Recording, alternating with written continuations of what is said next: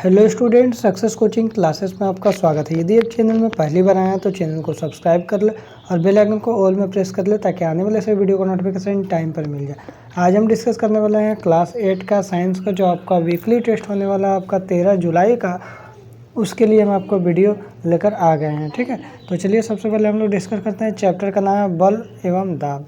तो चलिए सबसे पहला क्वेश्चन क्या बोल रहा है, आवेशित वस्तुओं द्वारा दूसरी वस्तुओं पर कुछ दूरी से बिना सीधा संपर्क से लगने वाले बल को क्या बोलते हैं?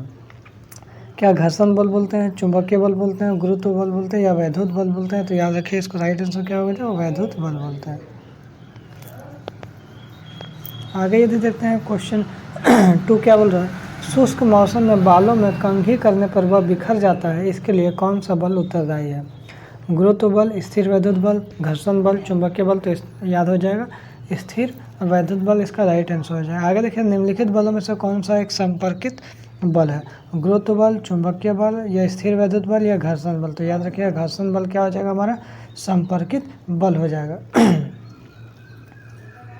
आगे देखते हैं क्वेश्चन नंबर 4 क्या बोल रहा है, शुष्क मौसम में बालों में कंघी करने पर वह बिखर जाता है, इसके लिए कौन सा बल उत्तरदायी है? तो याद रखिए स्थिर वैद्युत बल। सेम क्वेश्चन है। दाब का मात्रा क्या होता है? तो याद रखिएगा दाब का मात्रा क्या होता है, पास्कल भी होता है और न्यूटन प्रति वर्ग मीटर भी होता है। तो हमारा ऑप्शन नंबर सी हो जाएगा, ए और बी दोनों हो जाएगा।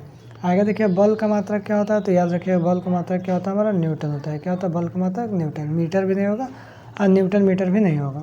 आगे देखिए क्या बोल रहा है, एक आवेशित वस्तु किसी दूसरी आवेशित तथा अनावेशित वस्तु पर लगाया गया बल क्या कहलाता है? चुंबकीय बल, गुरुत्व बल, गुरुत्वाकर्षण बल या घर्षण बल या स्थिर वैद्युत बल? तो याद रखिएगा स्थिर वैद्युत बल कहलाता है।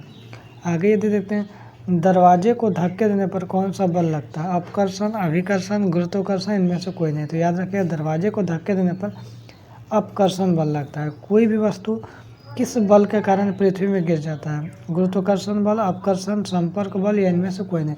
तो याद रखिएगा गुरुत्वाकर्षण बल के कारण कोई भी वस्तु पृथ्वी में गिर जाता है। आगे यदि हम लोग देखते हैं, पृथ्वी प्रत्येक वस्तु को अपनी ओर आकर्षित करता है, इस आकर्षण बल को डैश कहते हैं। क्या कहते हैं? घर्षण बल, चुंबकीय बल, गुरुत्व बल या फिर हम लोग वैद्युत बल बोलेंगे। तो याद रखिए इसका राइट आंसर क्या हो जाएगा, हमारा ऑप्शन नंबर सी हो जाएगा, गुरुत्व बल हो जाएगा। आगे देखिए कुएं से पानी खींचना कौन सा बल है? तो कुएं से पानी खींचना अपकर्षण, अभिकर्षण, ए और बी दोनों, इनमें से कोई नहीं। तो याद रखिएगा अभिकर्षण बल हो जाएगा। ठीक है, आगे यदि देखते हैं, उस राशि का नाम बताइए जिसका मात्रक न्यूटन है। तो याद रखिएगा अभी तुरंत बताया था बल का मात्रक क्या होता है, न्यूटन होता है। दाब का तो पास्कल होता है, आभार का इसका होगा नहीं।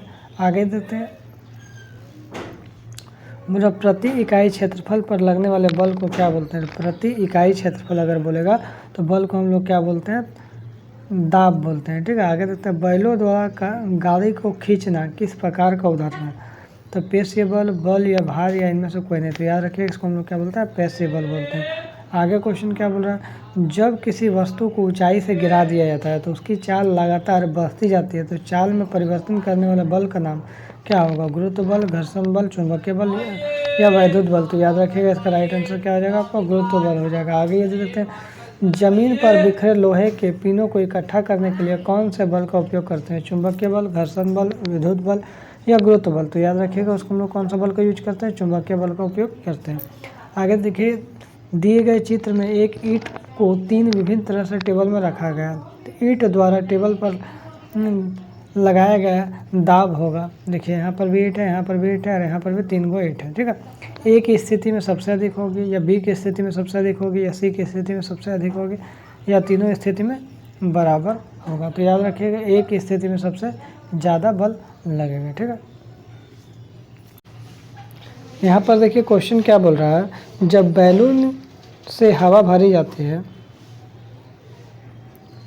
जब बैलून से हवा भरी जाती है तो उसके आकार एवं आकृति में परिवर्तन क्यों होता है? तो बोल रहा है बैलून में लचीलापन अधिक होता है तथा उसके आकार एवं आकृति में परिवर्तन हवा के दाब के कारण होता है। तीसरा क्वेश्चन देखिए, बोल रहा है किसी वस्तु के कार्यरत बल को दोगुना कर दिया जाए। बल को अगर दोगुना कर दिया जाए तो उस वस्तु को आरोपित बल किस प्रकार परिवर्तित होगा? तो दबाव बराबर क्या हो जाएगा, आपको बल बटा क्षेत्रफल हो जाएगा।